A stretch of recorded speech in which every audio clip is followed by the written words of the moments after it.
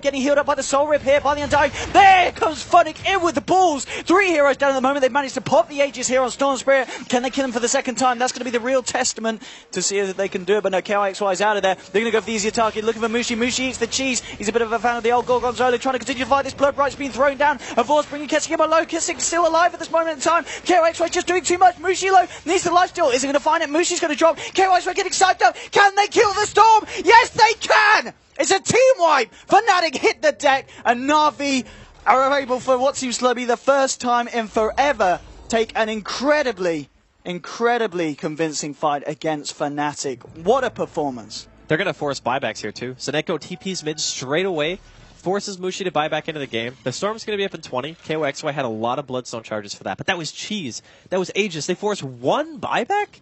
Only 1, and that's with Seneko using his song and immediately canceling it, saying to himself, okay, this song wasn't actually ideal.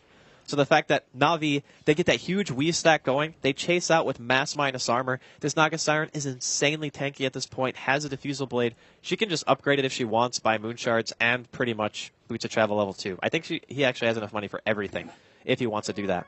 That fight all kicked off by KYXY going back in, tries to kill Dendi, the Grave saves him, and then Funnick dies, sure, but again, he had buyback, and they commit so hard. They want to end the game because they know that Seneko is not going to allow them to keep those lanes pushed. He's just going to continually pressure, and unfortunately for Fnatic, it wasn't great. Like, that was a 15,000 experience swing of a team fight. Oh. I mean, that's gold, but yeah. Damn. The experience was... We'll have a look at the XP now, Andy. Oh, there we go. There we go. Starting to swing round indeed. I mean, they've got to be careful. You can't be losing fights like this, as you said, against a lineup with an incredibly stacked Seneko Naga. 36,000 net worth coming up on the board for him. 6k ahead of the KYXY Storm Spirit. And, I mean, what does he buy? What's he got coming out for him at the moment? Is it just the upgraded... Okay, it's the upgraded diffusal. Okay, it's going to pop up to the second level of that. But with the amount of money he's got enough to, of course, upgrade those bots. And then after that, is this how you remain 6-slotted? Is there anything you can go for on top of this? Anything you can get refresher. Out? You can get refresher. But does he need refresher? I mean, with the Octarine, it's a 45 seconds cooldown. A lot of it is more about like refreshing Boots of Travel and stuff. Like even with a lower cooldown from Octarine, you can do stuff like bot in, spawn illusions, refresh, bot back to base. Because sometimes in the late game, if a team sees you bot to a wave and you don't have refresher, they will just go for an all-in push, right? That's why Seneko is very conservative with his Boots of Travel use so far. And if he has to leave base, he always walks if he sees Fnatic on his side of the map. If he was to teleport, then Fnatic can just say, oh, we just push.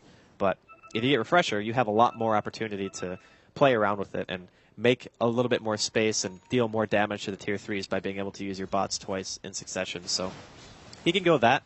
He can decide to go for Necrobook, put it on the courier, just be really annoying and just spawn stuff. Buy his own courier even. I mean, when you're getting to this kind of gold territory, a lot of stuff is possible. But he should buy Moonshards first. Oh, Moonshard. Yeah, that's something that I've overlooked. I'd like to see a bit of the old Moonshard Seneko Naga. That's the dream there. Mushi.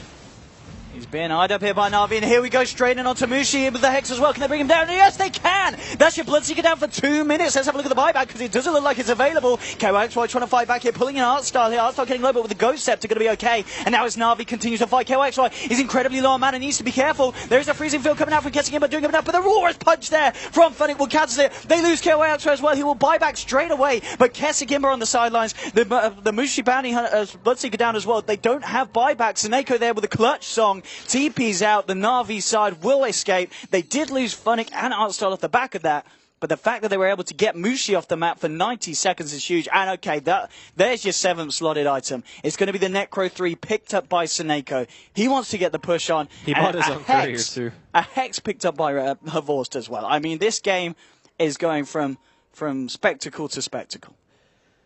I mean, this is the Midas touch, I guess you could say, right? Like, Seneko right now is the king of money. He's got almost 800 CS, 770 right now, 60 minutes in. Oh, man. And this was a guy who didn't start off as a position 1. Like, it came to be as the game kind of progressed. And like I was saying earlier, man, in Seneko we trust. The guy can play pretty much any kind of role that he needs to. He has more CS now than the entirety of his team put together. The work that this guy's putting in. Yep. I mean, this is what happens when you play Naga, right? Like, you soak up the entire map. Yeah, it's expected. It's very, very common for this kind especially 61 minutes in. Yeah. Yeah. So now I'm looking at this and I'm thinking, okay, he's sending his Necrobook on the courier out to him in the top lane, or keeping it at least in the area. The other thing too that was super painful for Fnatic, Mushi is still dead. Like he bought back, and then he died again. He was dead for 2 minutes, and then KYXY bought back. Seneko songed, and KYXY couldn't get a return kill. So that was a massive investment coming in from Fnatic with no game, absolutely nothing. And because they lost a huge team fight, Na'Vi have been pushing the lanes so hard. Like Seneko is sending his Necrobook minions down middle lane now. He's got the illusions as well. He's actually mismicroed a bit because, okay, there we go. Now the Necrobook is actually attacking. But they know Roshan's going to be up soon. And this time, Fnatic, if they're going to contest, they need to smoke for it. Look, they're just dealing with this push from the Naga. You know, where's your creep wave at now? It's gone. And the Necros, yep, KYXY he's having a bit of a difficulty. And at this point, you know, if you look to the game about 20 minutes ago, it was Na'Vi being pressured into their base. Now, it's pretty much Fnatic being very, very careful about when they leave theirs, because they've been on the receiving end of the aggression that Na'Vi have, and no, they're at a point now where they can quite easily lose a fight against Na'Vi if Na'Vi get the jump. And Na'Vi, they're going to look to use this space to go for Roshan. But Fnatic, smoked up, they want to contest this one. This is going to be big. It's a half elf for the moment. Kessick leading the way here. In we go straight away with the BKB. Now with the freezing field. Fnatic trying to get the no with the Warriors punch, but he's actually going to opt to use the snowball here. They have lost Artstyle here on the Dazzle. Havor's doing what he can here with the Eye of the Storm. Seneko running around as well, focusing on to Mushi. Mushi gets down, and he will be able to bring down Havors before Seneko can save him with the Song of the Siren. Seneko will simply TP out. They'll send Dendi back to base as well. And this is going to open it up for Fnatic themselves to claim Roche and get the Aegis and the Cheese onto their team.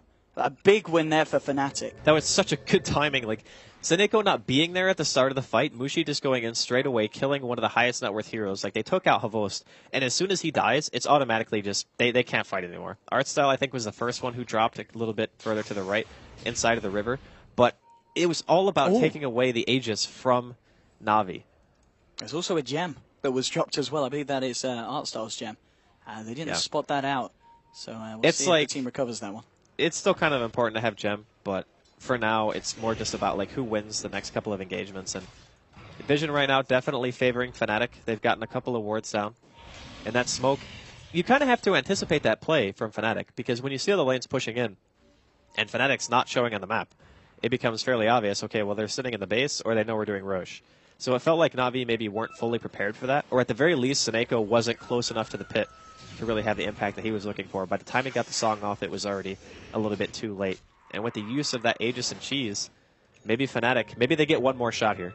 They're going to go for it this time, Aegis and Cheese. And so, as you were saying, let's see what Na'Vi can do in order to stop this. They have got everyone up, and they're smoking up as well, looking for maybe to bait a KYXY forward onto a jump. Weave's going to get thrown down by Artstyle.